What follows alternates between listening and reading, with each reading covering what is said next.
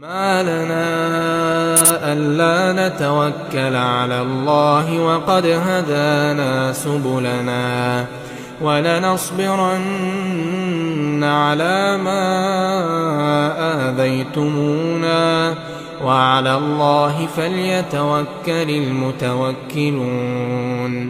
وقال الذين كفروا لرسلهم لنخرجنكم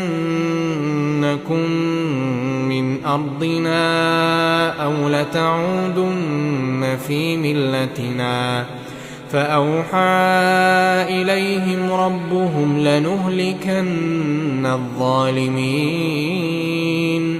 ولنسكننكم الأرض من بعدهم ذلك لمن خاف مقامي وخاف وعيد. واستفتحوا وخاب كل جبار عنيد.